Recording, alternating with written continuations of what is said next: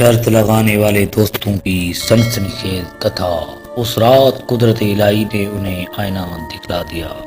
Kakar hotel, یہ اس hotel کا نام تھا جہاں 5 دوست خوشگپیوں میں مصروف تھے۔ باتیں کرتے کرتے ان کا موضوع خوف کی طرف مڑ گیا۔ کبیر بولا، خوف کچھ نہیں ہوتا، انسان کو بہادر ہونا چاہیے۔ کوئی انسان اگر دل میں کسی کا خوف رکھے گا وہ ضرور ڈرے گا۔ اگر دل میں خوف نہیں تو سامنے جن بھی آ جائے تو کوئی خوف نہیں ہوگا۔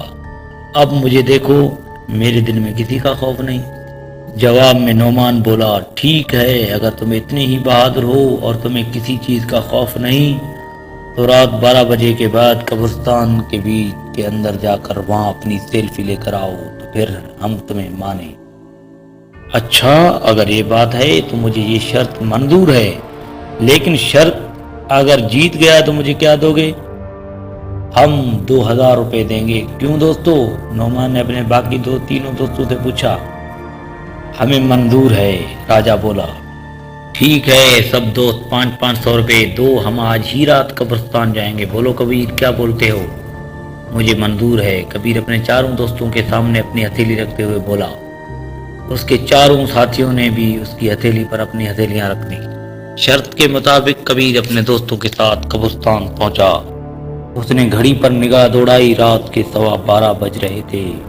اس نے گھڑی اپنے دوستوں کی طرف کی اور بولا، 12:15 ہو گئے ہیں، تم لوگ یہیں ٹھہرو، قبرستان کے بیچ میں جا کر سیلفی کھینچ کر آتا ہوں۔ یہ کہہ کر وہ قبرستان کے اندر داخل ہوا۔ شہر خاموشیاں میں ہو کا عالم تھا، اپنی اپنی زندگیوں میں ادھم مچانے والے آج خاموش اپنی قبروں میں ابدی نیند سو رہے تھے۔ کبیر آہستہ آہستہ آگے بڑھ رہا تھا۔ اسے اپنی شرط جیتنی تھی۔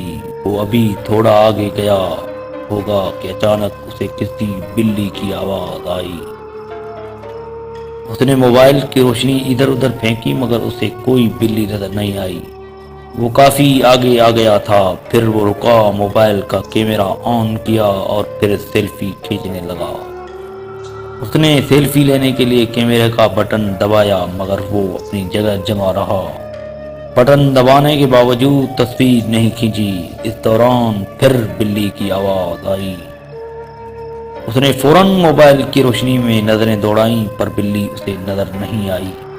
یہ بٹن کو کیا ہو گیا ہے؟ دب کیوں نہیں رہا؟ شرط کے مطابق قبرستان کے بیچ سیلفی لینی ہے ورنہ وہ پوری نہیں ہوگی۔ وہ خود سے مخاطب ہوا، اور ایک بار اور کوشش کرتا ہوں۔ یہ کہہ کر اس نے دوبارہ سیلفی لینی چاہی مگر بٹن پھر پریس نہیں ہوا۔ کیا ہو گیا موبائل کو؟ شام تک تو صحیح تھا، وہ منہ میں بڑبڑایا۔ اس سے پہلے کہ وہ پھر سیلفی کی کوشش کرتا، اچانک اسے محسوس ہوا کہ کسی نے اس کے کندھے پر ہاتھ رکھا ہو۔ اس کی سانسیں جیسی تھم گئیں۔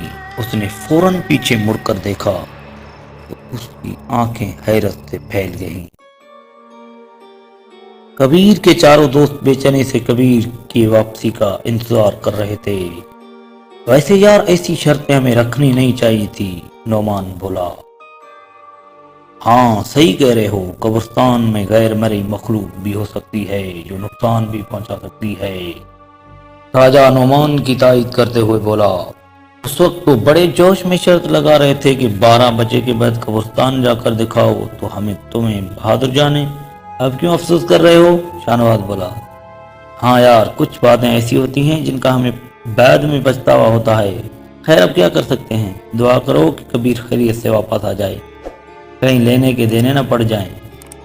نوید بولا، 20 منٹ ہو گئے ہیں، اب تک تو اسے آ جانا چاہیے تھا۔ راجہ، ایسا کرو تم ذرا جا کر دیکھو۔ راجہ اسے گھورتے ہوئے بولا، ہاں بابا نا، میں کیوں جاؤں، تمہیں اتنی فکر ہو رہی تو تم خود چلے جاؤ۔ نعمان بولا، یار آپس میں لڑتے کیوں ہو، تھوڑی دیر دیکھتے ہیں پھر سب مل کر جائیں گے۔ سب نے اس بات پر اتفاق کیا۔ ابھی 5 منٹ ہی گزرے ہوں گے کہ اچانک انہوں نے دیکھا کہ ایک پولیس وین ان کی طرف آ رہی ہے۔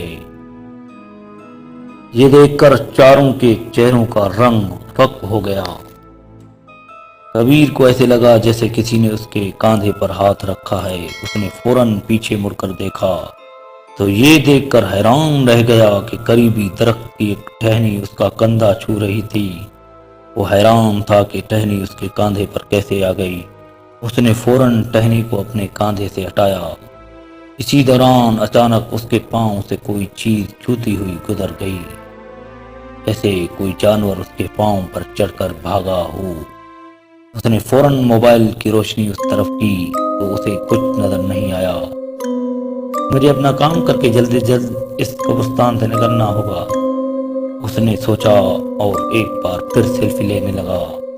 اس نے فوراً موبائل کا کیمرہ آن کیا اور پھر سیلفی لینے لگا۔ اس مرتبہ کیمرے کا بٹن پریس ہو گیا۔